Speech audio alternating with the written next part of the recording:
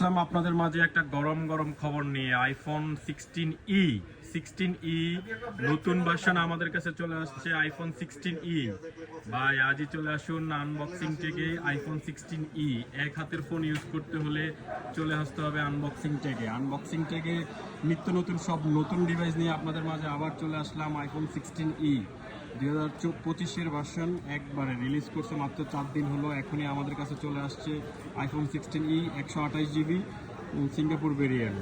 একবারে ছোট সাইজের ফোনগুলো ভাই দেখতে পাচ্ছেন, আবার অ্যাপেল সেই ছোট সাইজের ফোনে চলে যাচ্ছে এক হাতে ইউজ করার জন্য আইফোন 16e।